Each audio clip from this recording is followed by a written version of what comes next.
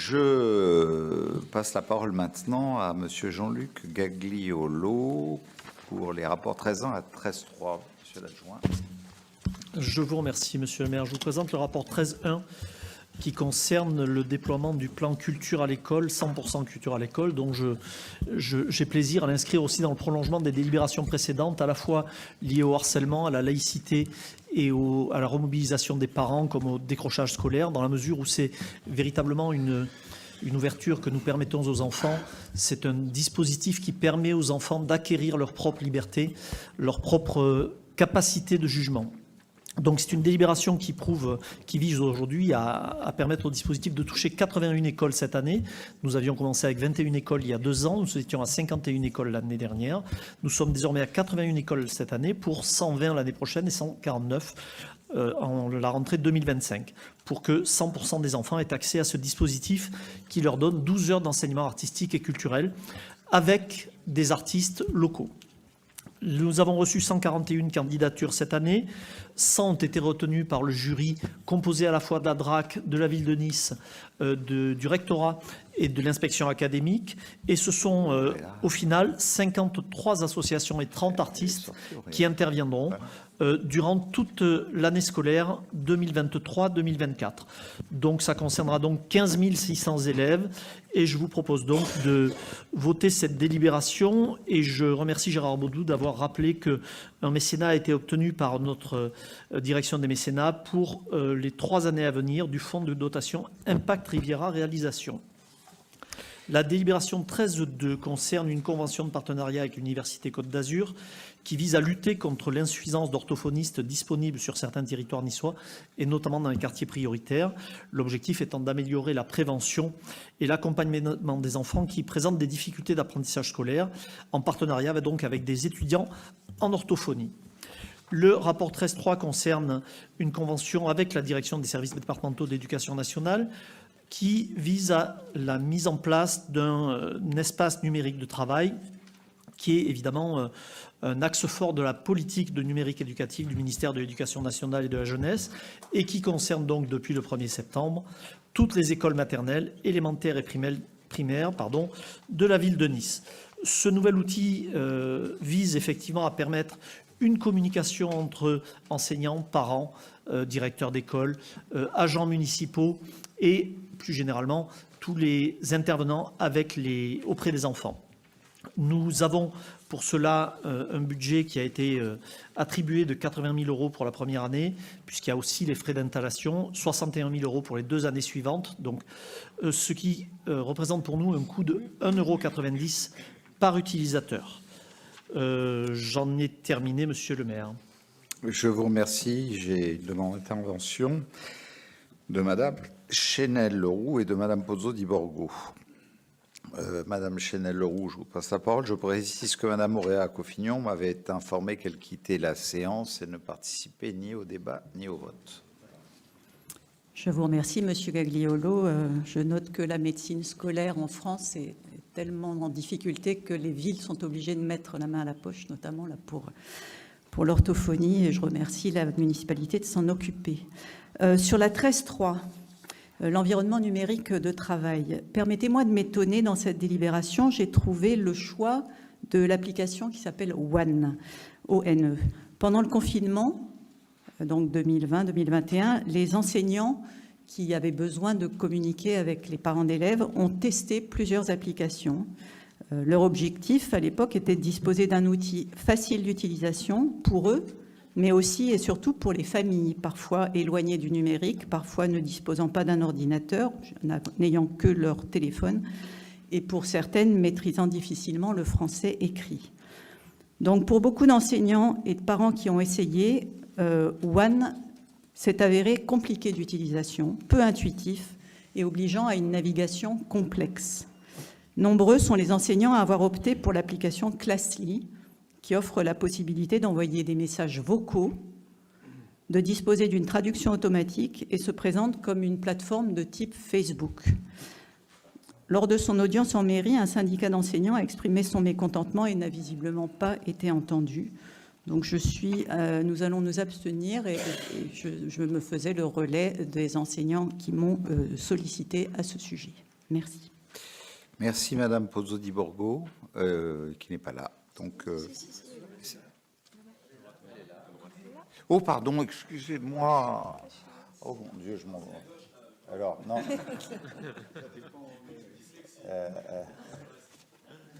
Alors attendez parce que oui, non, c'est lequel qui s'allume là? Voilà, c'est bon, merci. Monsieur le maire, mes chers collègues, nous allons voter la mise en place d'un espace numérique de travail dans les écoles publiques de Nice, et c'est une bonne chose, notamment pour les parents qui pourront mieux suivre la scolarité de leurs enfants et s'impliquer davantage dans l'action éducative. Le NT, tous les parents d'adolescents ou de jeunes adultes ici présents connaissent, puisque depuis 2011, les collèges et les lycées en sont équipés. Et c'est justement en ma qualité de mère de famille que je souhaiterais souligner quelques points de vigilance. Bien sûr, le numérique est omniprésent dans notre société et il faut éduquer parents, enfants, personnel éducatif à bien gérer cet outil. Mais de façon très mesurée, car le numérique à l'école peut vite faire exploser le temps passé sur les écrans. Or, écran et apprentissage ne font pas forcément bon ménage.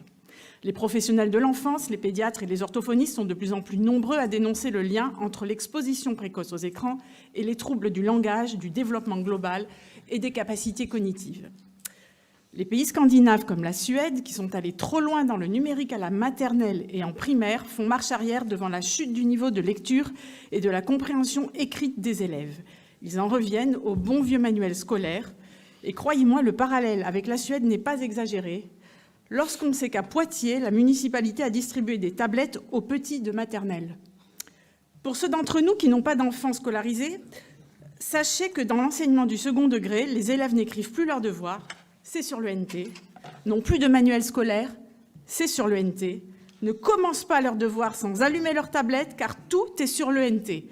Difficile alors pour les parents d'essayer de réguler le temps passé devant les écrans, puisque les élèves doivent se connecter sans cesse pour ne rien rater.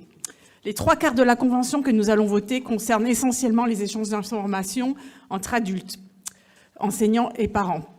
Donc je ne suis pas très inquiète, mais lorsque je lis « usage de nouvelles pratiques pédagogiques »,« service d'accompagnement des élèves avec cahier de texte de l'élève »,« communication enfant-enseignant », je me dis qu'il ne faudrait pas qu'insidieusement et lentement l'école primaire bascule dans le tout numérique, ce qui serait d'ailleurs en totale contradiction avec une partie du plan d'action pour lutter contre le décrochage scolaire que nous venons de voter et qui prévoit, et c'est très bien, des stages pour sensibiliser les parents d'élèves à l'utilisation abusive des écrans.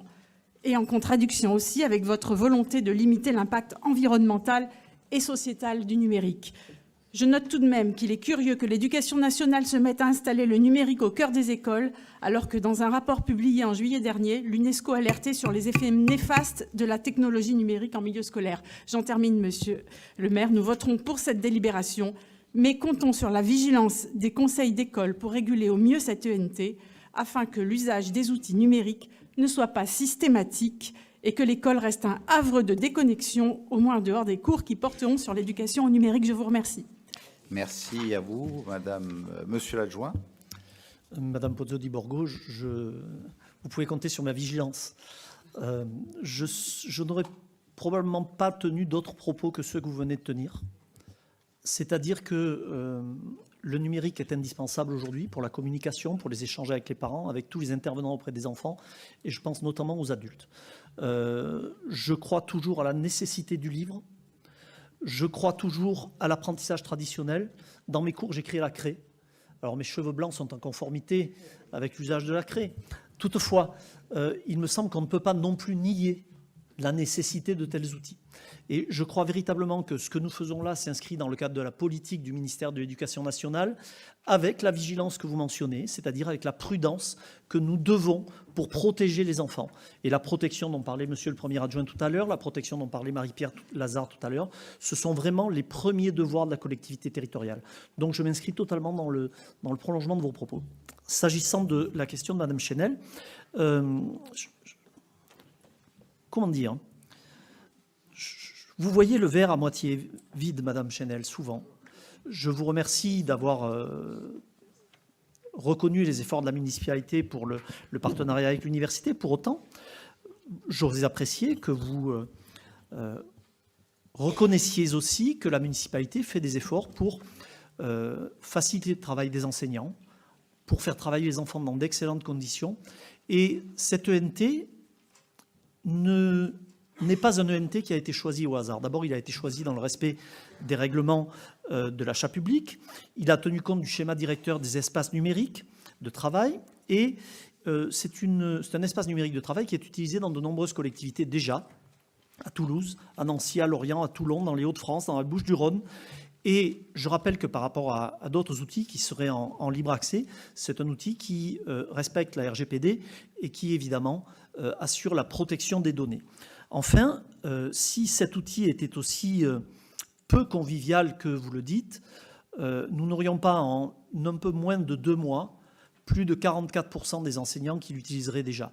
Donc je vous assure que c'est un choix qui a été fait avec des critères d'usage, avec des critères de protection des données et avec une possibilité aussi de faire évoluer le dispositif, parce que je reconnais bien que tout n'est peut-être pas parfait et c'est pour ça que nous nous donnons 3 ans pour étudier le dispositif et pour le faire évoluer en partenariat avec l'Éducation nationale, en partenariat avec la société prestataire.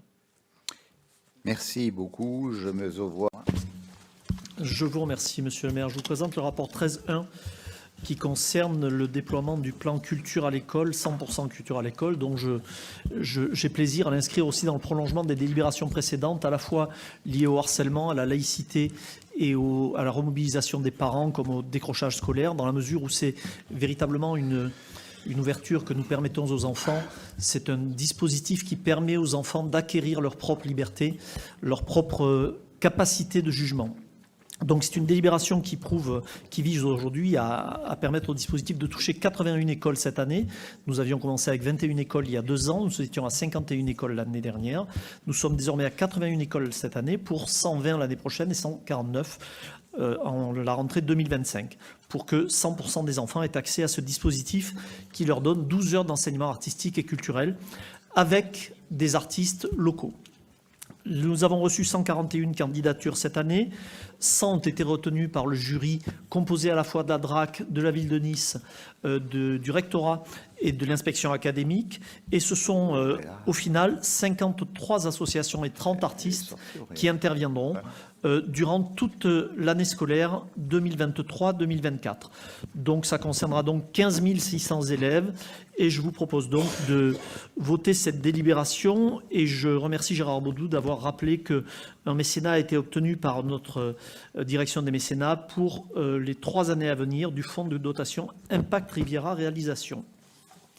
La délibération 13.2 concerne une convention de partenariat avec l'Université Côte d'Azur qui vise à lutter contre l'insuffisance d'orthophonistes disponibles sur certains territoires niçois et notamment dans les quartiers prioritaires.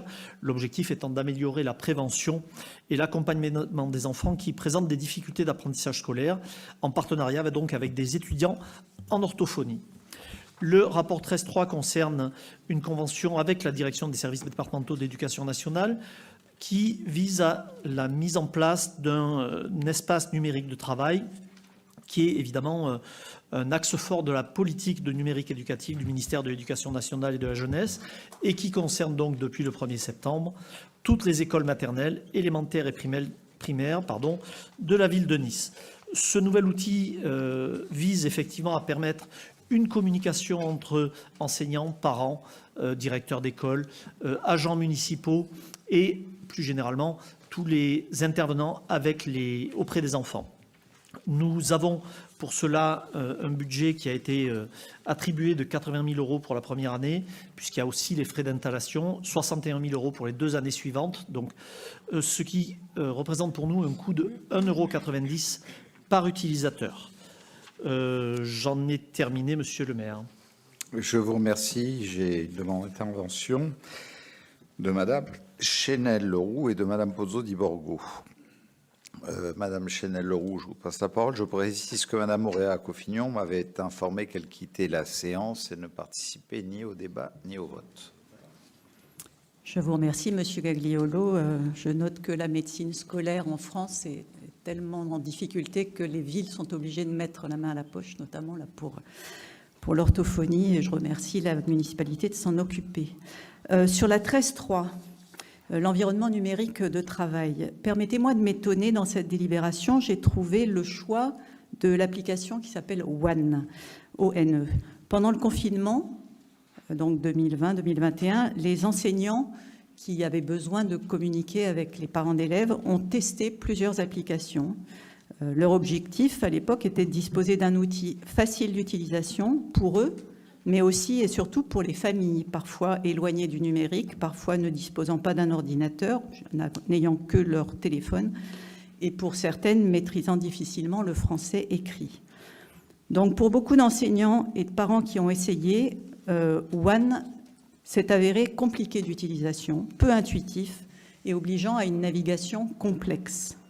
Nombreux sont les enseignants à avoir opté pour l'application Classly, qui offre la possibilité d'envoyer des messages vocaux, de disposer d'une traduction automatique et se présente comme une plateforme de type Facebook.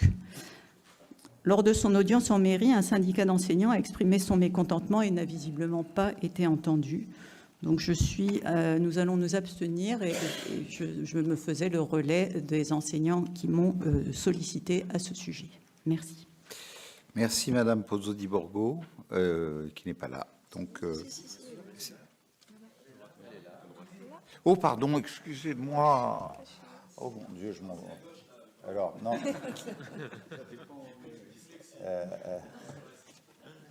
Alors, attendez, parce que... oui, non, c'est lequel qui s'allume là? Voilà, c'est bon, merci. Monsieur le maire, mes chers collègues, nous allons voter la mise en place d'un espace numérique de travail dans les écoles publiques de Nice. Et c'est une bonne chose, notamment pour les parents qui pourront mieux suivre la scolarité de leurs enfants et s'impliquer davantage dans l'action éducative. L'ENT, tous les parents d'adolescents ou de jeunes adultes ici présents connaissent, puisque depuis 2011, les collèges et les lycées en sont équipés. Et c'est justement en ma qualité de mère de famille que je souhaiterais souligner quelques points de vigilance. Bien sûr, le numérique est omniprésent dans notre société et il faut éduquer parents, enfants, personnel éducatif à bien gérer cet outil. Mais de façon très mesurée, car le numérique à l'école peut vite faire exploser le temps passé sur les écrans. Or, écran et apprentissage ne font pas forcément bon ménage. Les professionnels de l'enfance, les pédiatres et les orthophonistes sont de plus en plus nombreux à dénoncer le lien entre l'exposition précoce aux écrans et les troubles du langage, du développement global et des capacités cognitives.